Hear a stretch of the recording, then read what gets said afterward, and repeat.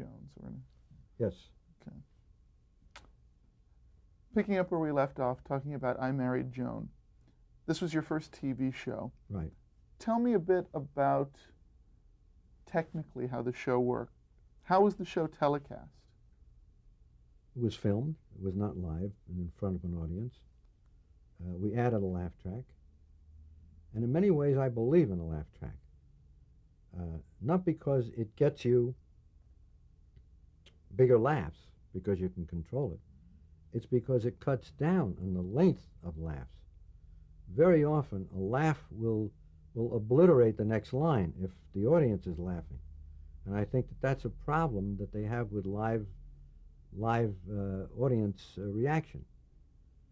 If you control it, you can hear everybody's lines. So that was done that way. It was, they used to call it sweetened, but it's not a question of sweetened. There was no audience to begin with. We would just add the laughs. I wouldn't, but the producer would. Now, after working on I Married Joan, you joined the staff of the Red Skelton Show. Well, I don't think we can put it that way. Tell me how you would put it. I would put it this way. First of all, it was an interceding year. I left Joan Davis because I got an idea for a play. Oh, really? Yeah. And when you get an idea, you get hung up on it. And so I'd been there 2 years, and I won whatever credit I could get from that. And in fact, I left at a good time, because the following year I had no notice of it, no advance knowledge, but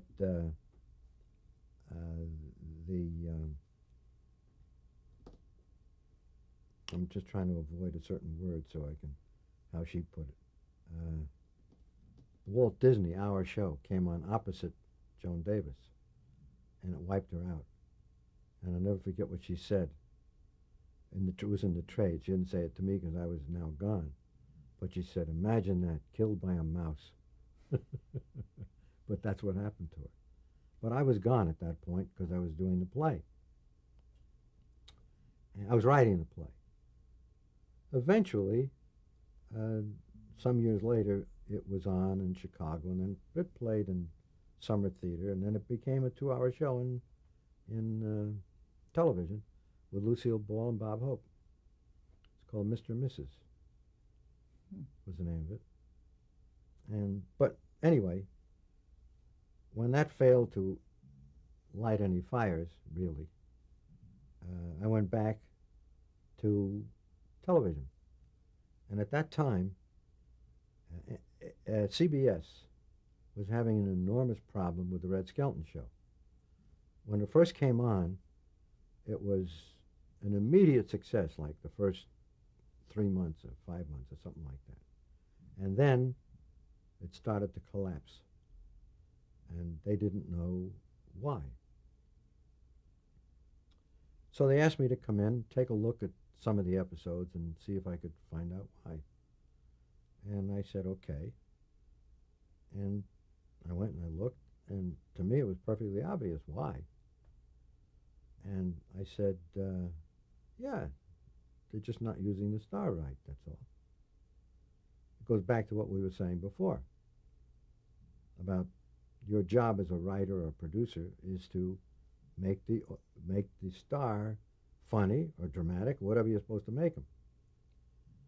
So they said, would you come on and take over the show and be the head writer, and we'll get, put a staff together.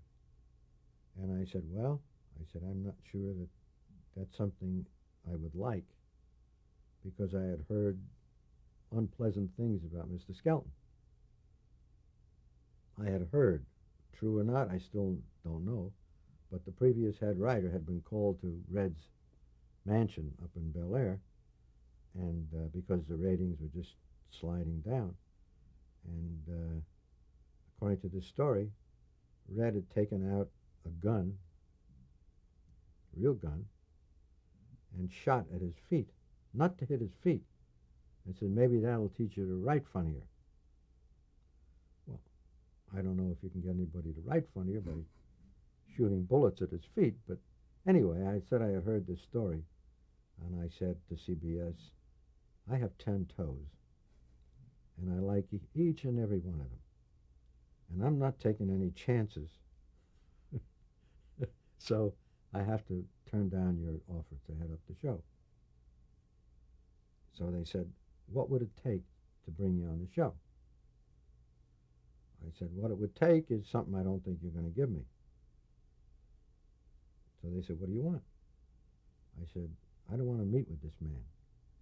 Every time he opens his mouth, he says terrible things about writers, which is true.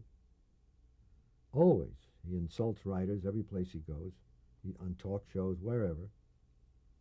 And I said, he's terribly funny. And they said, can you bring the show back and make it big? Now, mind you, this was not with the network. This was with Johnson's Wax and the ad agency. That's who had the power in those years. They said to me, do you think it's possible to save him? I said, yeah, but I don't want to work with him. They said, well, what do you want to do? I said, I'll write the script. Well, they didn't know how to handle that, because in a sense that would make me Red's executive producer, and he was the executive producer of his show. I said, they said, well, what do you mean you write? I said, I'll write. I know his characters. And he's terribly funny if you let him be funny. They're not letting him be funny. Now, the interesting thing is nobody said to me, how do you propose to make him funny? I just said I could do it. And they were so relieved that someone said he could do it that they failed to ask me how I planned to do this. But I was serious. I'm very serious about comedy. And so I knew what was wrong with the show. Here's a guy, Red Skelton, who's a clown. He's very funny. He moves funny. He talks funny, but he doesn't talk right. You cannot give him a verbal show. You have to give him a show where he is in motion, where he does funny things. And they were doing a show that was 80% verbal and 20% funny for Red. Do you think that was because of the tradition in radio, that they were still sort of steeped in that kind of thinking? I honestly don't know. But I know it was a wrong show for Red, because he is a master at mimicry. He's a master in motion, but he's dead when he has to. Like Bob Hope is not too good at moving. He's not. Doesn't move funny, but he talks great. And here's the reverse of that. So I said, yeah, I can make it work. I know what to do. They said, well, maybe we can work something out. So I then spent 7 or 8 years, I don't know how long, with Red Skelton. Never had a meeting with him. He never even knew what character he was going to play from one week to another. I knew all his characters, and Freddie the Freeloader was his best character, so that would occur more frequently. Clem Diddlehopper was his next best character. He had Cauliflower McPug, who was a prize fighter, and you could only do that once or twice a year, and so forth. He had an inventor character named George Appleby, who was a henpecked husband. And well, that will lead me into a very interesting observation about television in general, the impact of television. And I think this is a very serious topic. We did a show once with Red in his George Appleby character. In fact, I think I won a number of awards from the Writers Guild for the Red Skelton show. Anyway, also an Emmy, but that's neither here nor there. This particular show, George Appleby was an inventor who, according to the plot, and here's where education comes in very importantly. My pre-med, one of my medical school, all the courses that I took, was smog was then becoming a very important word. So George Appleby this inventor in his garage has a lot of equipment, peculiar equipment, and a blackboard. And he writes this big equation down because I'm handy with symbols and whatnot from my own background.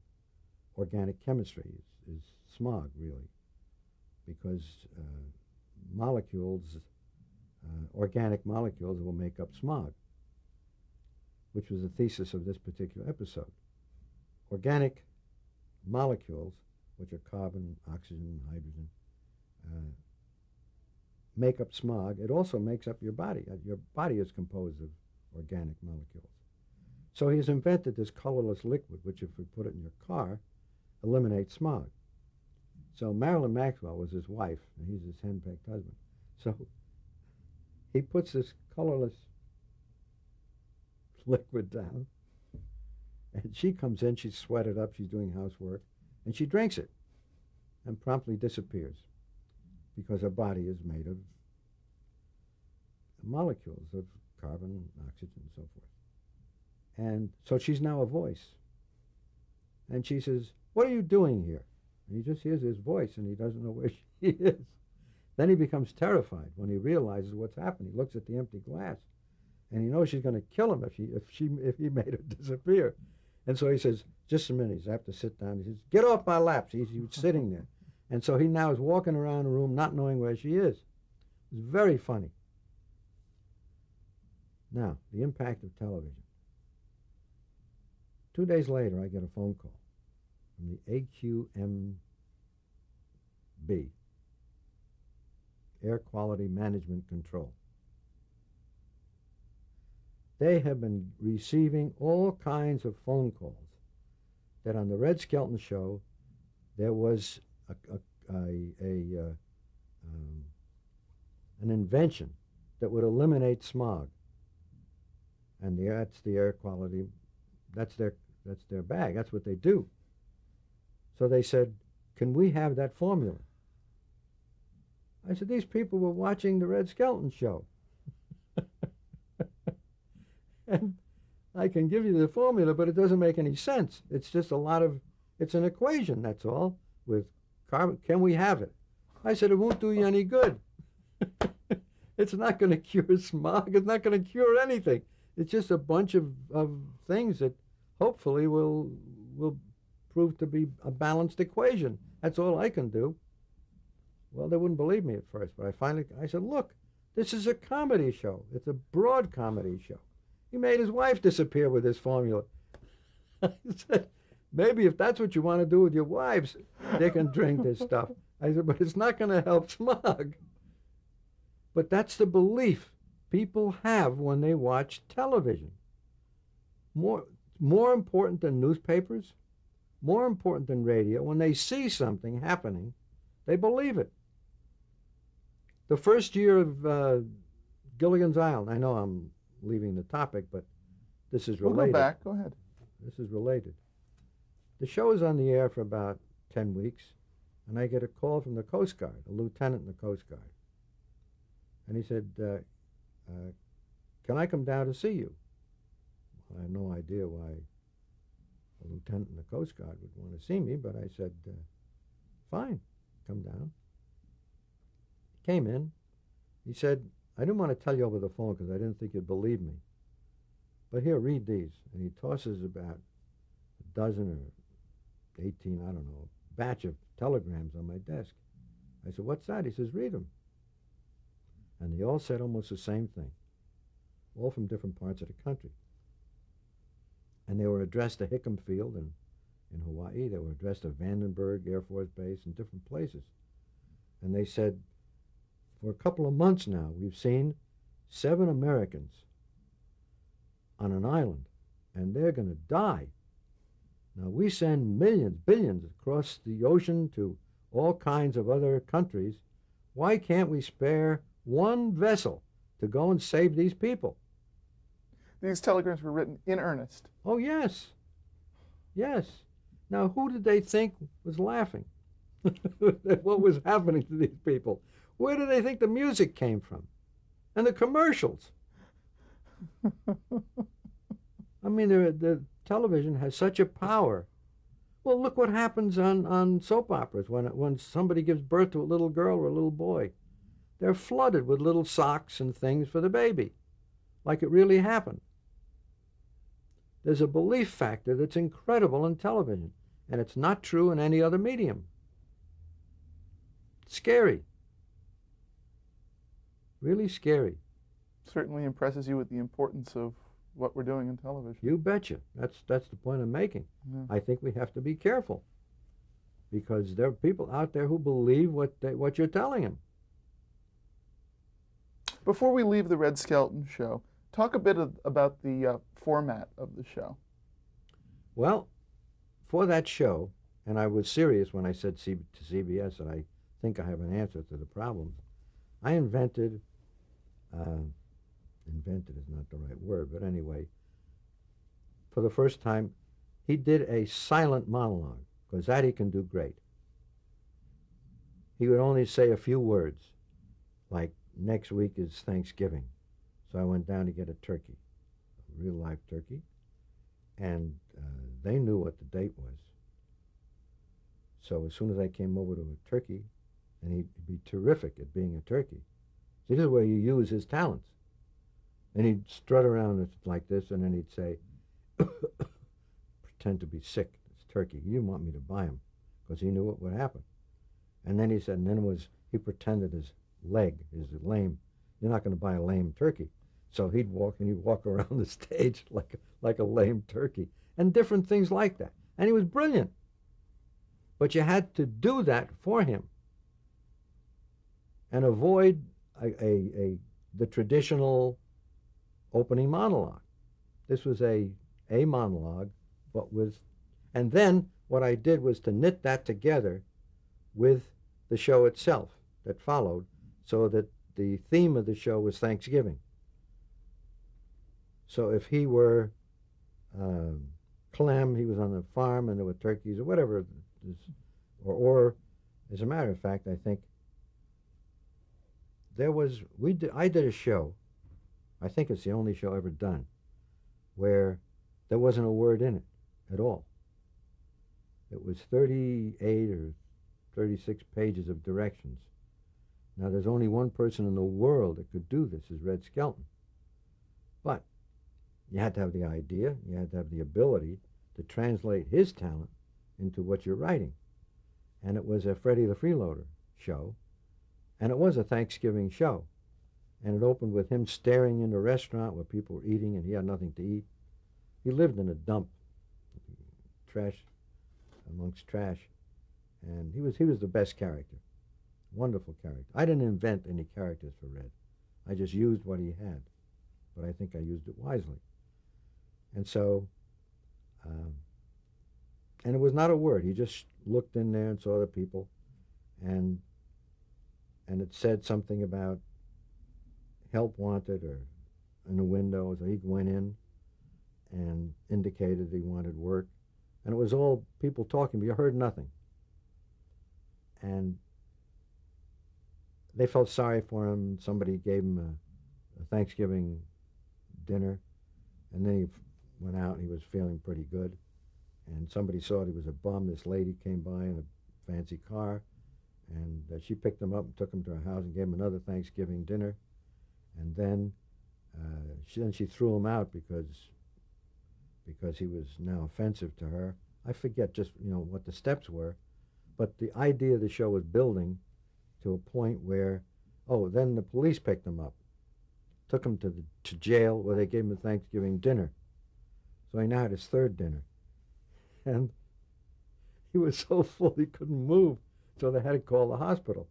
So they take him to the hospital, and he's in this room in the hospital, and they bring in the Thanksgiving dinner, and he jumped out of the window. And that was the story.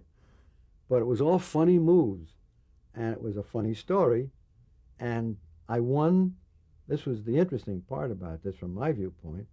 I won a Writers Guild Award for a story that had no words in it. Well, not a word of dialogue. Not a word of dialogue. It's up on a wall here someplace. Amazing. So I think that's the only time that has ever happened. First of all, who could do that except Red? In fact, people rave about... Not in television, certainly. No, no. You talk about Half-hour. Chaplin or Keaton, but maybe they could, but But in television, I can't think of anybody else. Well, we had Marcel Marceau as a guest a couple of times. And as good as he is, Red was better. Really? That's how good he is. Wow. Now, you say that your arrangement with CBS was that you would write and not have to meet with Red. Yeah, so he wouldn't tell me what to do. Did you have any kind of contact with him at all? Yeah. I'd come down, say hello at the rehearsals, and chat briefly. Never about the script. How do you think he felt about that arrangement? Terrible. Hated me. Really? Yeah, he really did. How did that manifest itself? Well, I'll tell you some strange things you may not hear anywhere else. But I guess that's your job, huh? Okay. You sure you want to hear this? Absolutely. Well, Red and his wife, he now lives in Palm Springs. Mm-hmm. He has a beautiful estate with a Japanese garden in the back. A real big, with all those stunted trees and, all the little bridges and so forth. It's beautiful. But one part of it, he has a cemetery. And I've never seen this myself, but it's been reported to me by writers who followed me. He and his wife, when they hate someone, they have a Japanese ceremony in ceremonial robes. And they go out in the back and they dig a little grave, and they take a doll and they put that person's name on it, and they bury that person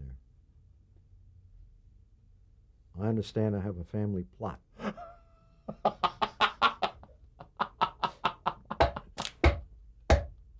Now, I've never seen this, but this is what it's been reliably, and I've been told this by several people who've witnessed the ceremony and seen my plot. Well, I've avoided the plot for some years, but so he doesn't like me because I took control away from him. He hates, performers very often, because they are dependent on writers, hate that. They like the illusion that the only thing that counts is them. And that's not true. They are important. They are your connection to the audience. But they need help. They need choreographers, they need makeup, they need wardrobe, and they need writers badly. And they need directors. And he hates people who tell him what to do. So my contract made him unable to communicate that to me. So that's the story of my connection with the Red Skelton Show. Finally, one time I came home late. My wife told me she had seen him on a talk show. I guess in those years I think it was before Johnny Carson even. Maybe Jack Parr? Jack Parr, I think it was. And he said, Red, how is it, I'm now paraphrasing because I didn't hear it myself, how is it that all the other comics who attempted weekly shows are gone and you're the only one left doing a weekly series? So Red said, well, every week when I get those lousy scripts, I yawn and the voice of God tells me what to do. That's almost word for word what he said, because my wife was really shocked. And she told me about this. And I had been on the show for 7, 8 years, and I had had it with him because he always had something bad to say about writers in general. And, I don't overemphasize the importance of writers, but on the other hand, to say these things is really dreadful. So I said to CBS, I am leaving. I'm off the show. And now the show was the mainstay of CBS at that time. I think it was in first place or third place, wherever it was a major hit. And so I think Guy de la Chapa was then president of West Coast. And he said, what do you mean you're leaving? I said, I'm leaving. I said, I've had it with the show. I said, the show will be in good hands. I said, I'll give you 4 or 5 guys that can come in and take over and do what I do, because the framework is there. The blueprint is there. All they have to do is follow the blueprint. There's no problem. The invention of the blueprint was the important thing. So he said, I'll tell you what we'll do. We'll give you a big raise. I said, I didn't come in to negotiate. I said, I'm just telling you what I'm going to do so you'll be prepared. And they said, well, we'll add to the staff. We'll give you another writer or 2 writers and a big raise. I said, that's not the point. I've had it with Red, and I just want to leave. And so they arranged for Red to come in and have a meeting with me if I would come in. And I got a call. Red never made phone calls. Hates the phone. Doesn't even like to answer it, much less make a phone call. I got a phone call at home, and he said, I'm showing up tomorrow at CBS with my lawyer. I'd advise you to have 2 lawyers. I said, I don't need any lawyers. I don't know what your problem is. And he said, well, I'm just telling you. So I came to the meeting, and there was Red and his agent and some guys who I assume were lawyers. And he said, what's all this about Red and what he said on a show? So Red said, yeah, what did I say that offended you so much? Or words to that effect. And so I told him what I had heard. And he's really interesting because, you know, the best defense is a great offense. And he said to me, don't you believe in God? I said, my quarrel is not with God. I believe in God. Yes, I do. I'm a firm believer in God. But I believe that the same God who you say you yawn and the voice of God tells you what to do, the same God tells me what to write. So I don't see what this big thing is, you know, why you have to yawn and the voice of God. It was a messy meeting. Accomplished nothing. And I said, I'm leaving, and that was the end of that. Then they said, we'll do that. I suppose we limit your work days to 3 days a week, and you have this added staff and all this. I said, fellas, I'm leaving. At that point, my brother Al, who had first introduced me to this business, was one of the writers. One of the other writers, Jess Goldstein, had died. So Al came in. Al's a good writer. And